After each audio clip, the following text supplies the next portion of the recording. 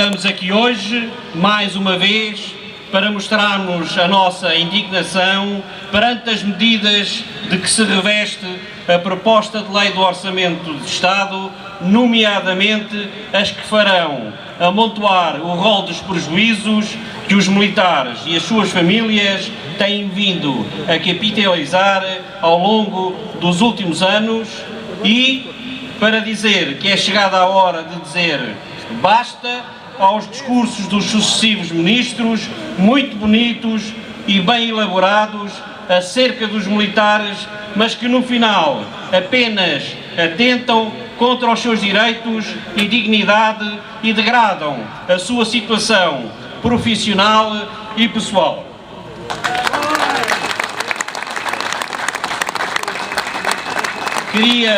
Queria também aqui hoje dizer ao Sr. Ministro da Defesa Nacional que as ameaças veladas que o Sr. Ministro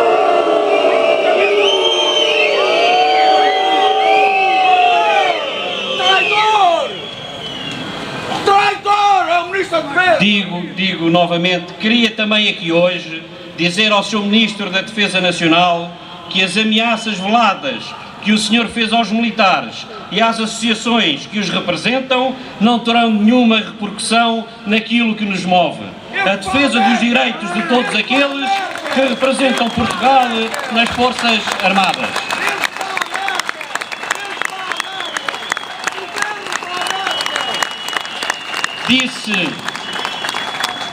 Disse o Sr. Ministro durante o almoço de debate que os militares que estivessem descontentes nas Forças Armadas poderiam sair.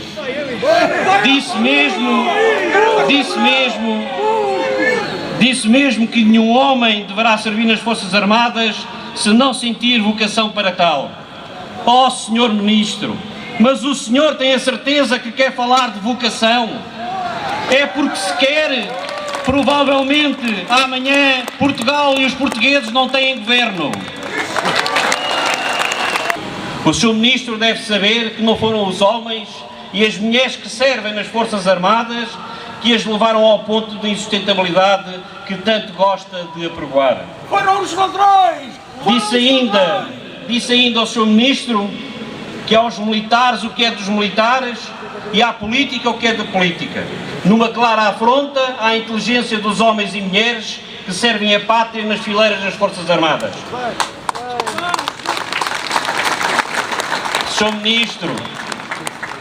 Senhor Ministro, já lá vai o tempo em que os responsáveis governamentais mandavam os militares ficar nos quartéis. Não somos submissos e muito menos subservientes.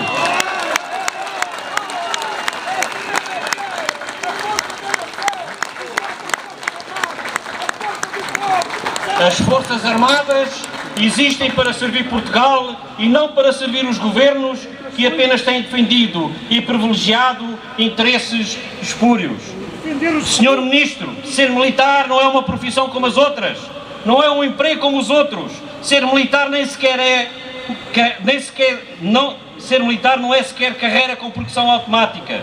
Ser militar é servir o país em armas, por mais duro, por mais trabalhoso, por mais difícil que seja, ser militar é uma vocação. É dar a vida pela pátria! É dar a vida pela pátria! Sr. Ministro, na passada segunda-feira dizia ao senhor na Assembleia da República que nas Forças Armadas não existe instabilidade. Ó Sr. Ministro, haver ou não instabilidade depende unicamente das medidas e políticas preconizadas pelo Governo a que pertence. De facto, já nos habituámos à imagem que o senhor tem das Forças Armadas e dos militares que nelas servem. É uma imagem que não se compagina com o forte sentimento que os seus profissionais manifestam. Insegurança, desconfiança, instabilidade e até desmotivação. A função militar, para ser exercida no atual modelo de Forças Armadas, necessita de condições mínimas para que se possa atingir o indispensável quadro de qualidade e eficiência por todos desejados. Alterar este quadro no sentido da regressão implica que as medidas aprovadas pelo Governo promovam a progressiva descaracterização e desarticulação das Forças Armadas e, consequentemente, a sua operacionalidade no que se refere às missões de interesse público, em suma, a defesa nacional. Os militares não querem, nunca quiseram, nem nunca o propuseram, estarem isentos de sacrifícios que estão a ser sujeitos aos demais concidadãos. Com base nos últimos orçamentos de Estado, dos incumprimentos das leis e da proposta do Orçamento de Estado para 2013, o Governo consubstancia o mais brutal ataque às condições de vida dos portugueses, que sem preconceito nem humanidade promove o assalto aos direitos dos trabalhadores, da juventude, dos reformados e da população em geral.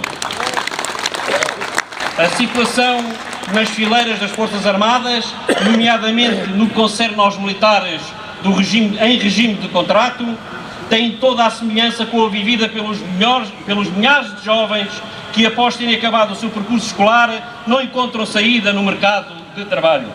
Esta geração, as anteriores e as seguintes, olham para o país e o que veem é uma contínua degradação da situação económica e social. O que veem é um Portugal mais desigual, mais dependente do exterior e menos democrático.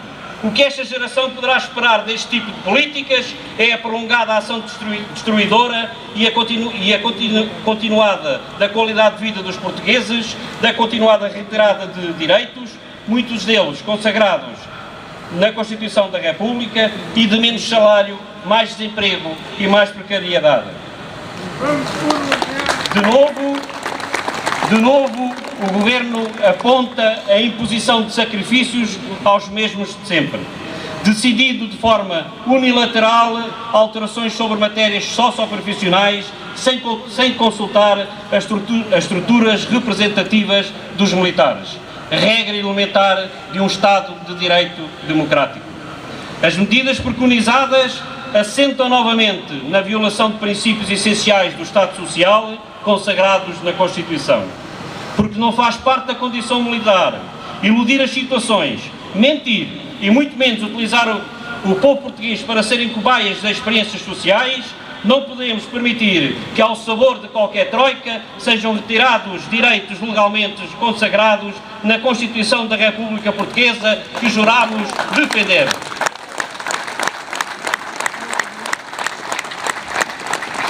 Não podemos nem devemos permitir que uma nação como a nossa, com mais de 900 anos, definhe porque uns quantos senhores decidiram fazer de Portugal uma colónia dos interesses da alta finança europeia e mundial,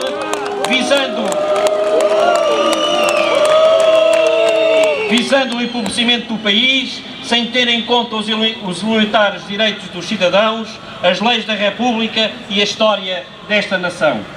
Os militares têm o direito e o dever de invocar o interesse nacional e a legalidade para denunciar, junto da família militar e da população em geral, todos estes ataques à legitimidade democrática e à soberania nacional.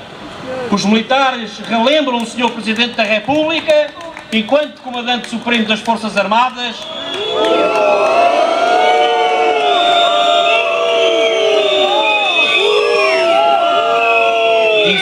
dizia ele, e os militares relembram o Sr. Presidente da República, enquanto Comandante Supremo das Forças Armadas, que a função para a qual foi eleito tem como principal dever cumprir e fazer cumprir a Constituição da República Portuguesa. A lei fundamental do país diz, no seu preâmbulo, a Assembleia Constituinte afirma a decisão do povo português de defender a independência nacional, de garantir os direitos fundamentais dos cidadãos.